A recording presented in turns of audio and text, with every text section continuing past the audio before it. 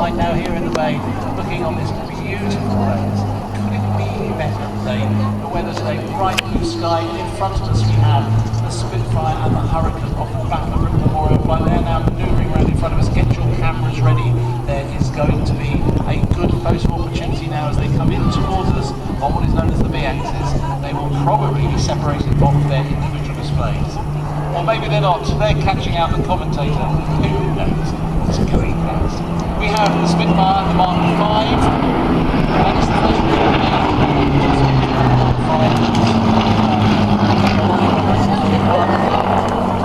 engine power increased about 1200 horsepower. The aircraft was fitted with cannon in the wings instead of machine guns in the early ones, so it's firing explosive rounds. You can see that from the cannon barrels protruding out of the leading edge. And it was named Peter John after his son, the 64 Squadron. However, it's interesting that Tony Cooper also flew through this very aeroplane. He did not know it was named so many months later. I went to the bee's knees earlier. Just over 1,000 horsepower able to supply it. By the end of the war, they had 2,350 horsepower. It was getting over 100 miles an hour faster, and it was able to fly very high, very fast, and with modification it was able to fly all the way to Germany as a first reconnaissance aircraft. It was its development potential that made it so good. Whereas the Hurricane was largely outclassed by about 1942, the Spitfire was one of only two aircraft that were frontline service on the first and the last day of World War II. The other one,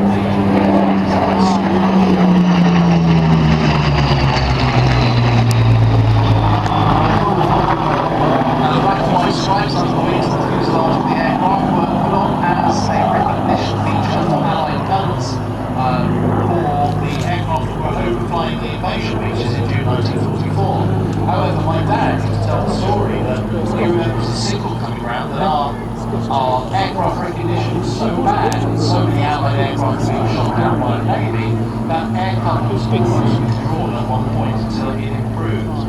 So those black and white stripes could potentially be a lifesaver for the pilot.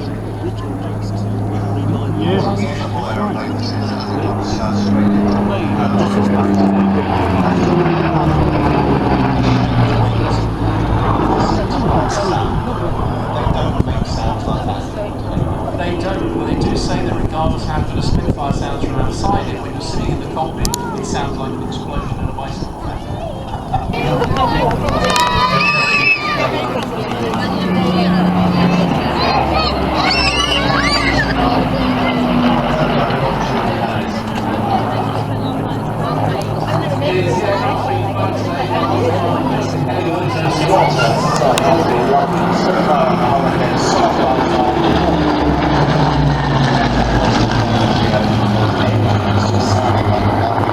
Just to make you feel really sick, that Spitfire was bought by a chap called Air Commodore Alan Wheeler. It cost 250 quid, and for spare parts, they threw in a Mark I Spitfire for another tenner. Unfortunately, they only pay me peanuts and I can This is the first time I've come down. Probably the first aircraft that will be that's the only okay, yes. still be It's not an actual bank holiday. service. No, Time is 100 years old. That is just there are still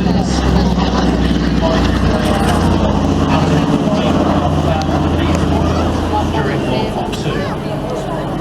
The story of the DC-3 started when Douglas wanted to use the new technology of stressed skin all metal aircraft, and they built an aircraft called the DC-2. One was an aeroplane. However, a bigger version, a wider version was needed, and one that could be used as a sleeper aircraft with sleeper birds. And so the DST, Douglas Sleeper Transport, which also happened to be Douglas Commercial Design Number 3, was designed. They went into service as sleeper aircraft, and they were the first aircraft that could could cross the entire country. It took 17 hours, but you had to do it. You didn't have to keep changing, stopping, and it was also the first aircraft that was economical enough to do that flight across the United States without having to supplement it. Flight Sergeant, he's being pulled up and down by Neil Hawthorne. And the co-pilot on the aircraft today is Flight Lieutenant Adrian Johnson.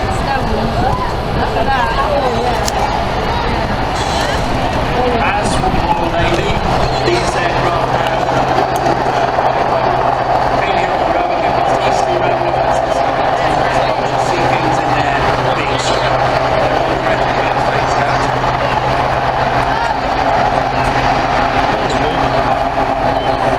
And then we go, the rescuer has managed to land on the raft and is now making safe the casualty, ready to lift them off in the rescue. The sea spray flying all around for the downdraft approaches. The winch is engaged and off they go.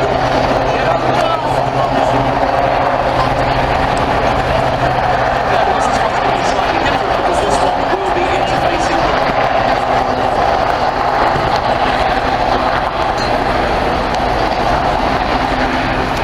And the rescue police. Something that moves away from the side of the rescue, but he's going to say hello. I'm sure you can see that they can definitely see you. And they respond very well to waves. Now the operational flying with these guys ends on the 1st of October, but the Sea Kings will be used until March 16 in the Falklands, where there is a flight there doing search and rescue. And the engine no changes and it turns once you go across. And again, another one with one single coloured rotor now. I wonder why that is. Did you look it up? I think I should. But I can't tell you yes, I honestly don't. This is the first year as the team leader.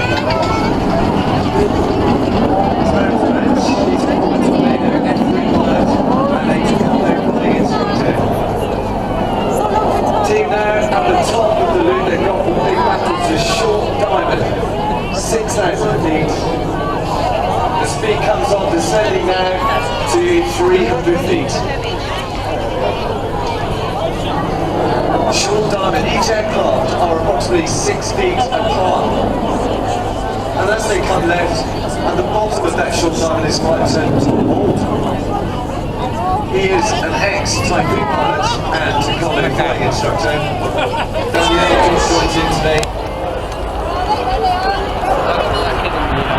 Let's have a big cheer.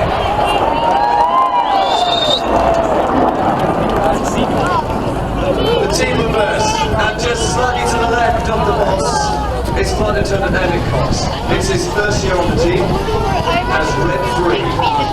He too is a Tucano flying instructor and Tornado GR4 pilot. The team now at 2,500 feet, the chevron roll. Each pilot looking at the boss and trying their best to ignore the ejecting side. Descending now to 3 to 5 feet. And the speed comes on.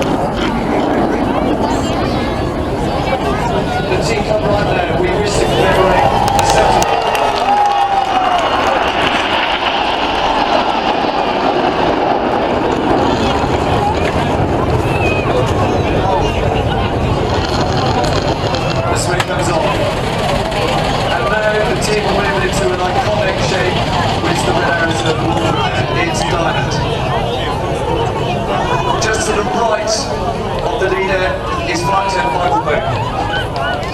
He too is a flying instructor and a Tornado GR4 pilot.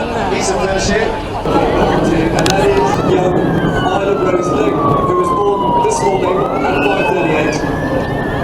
Squadron leader Mike Luke, the normal commentator, sends his apologies. And where would the heart be without Cupid to put a spear for it? That's Flight Lieutenant Oliver Parr. Second Taurus, Tornado GR4.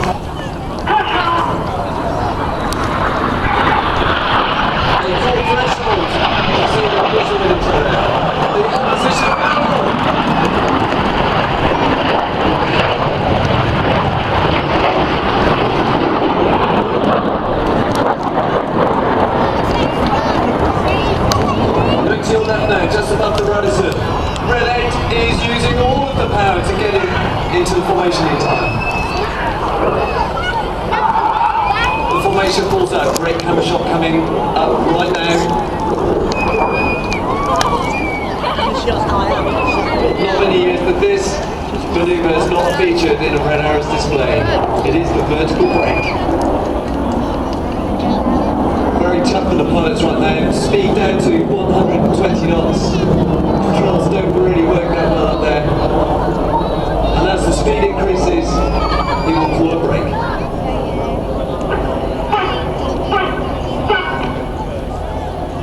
What do you think of that jersey?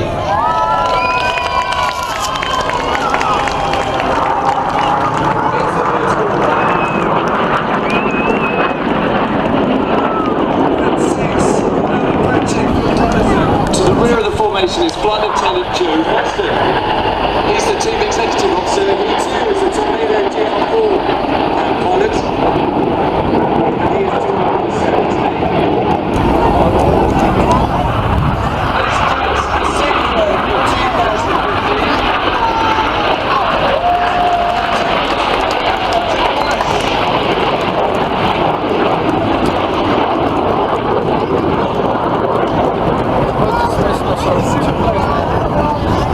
They're coming in over there. Miles, you've got in the way. The team's It's over the back. An iconic shot of Vixen Way.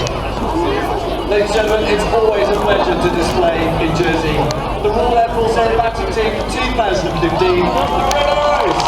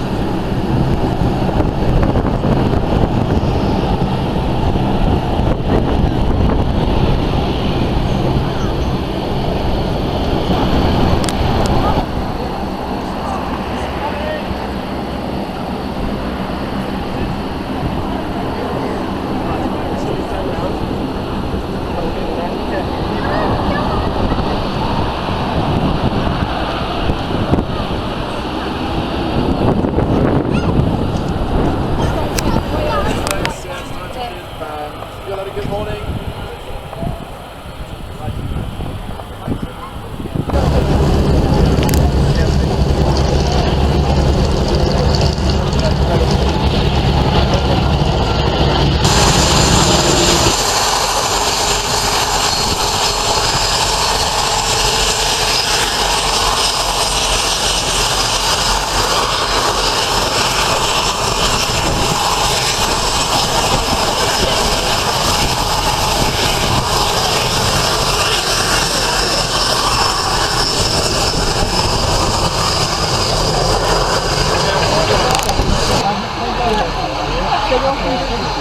It's more like 10 times.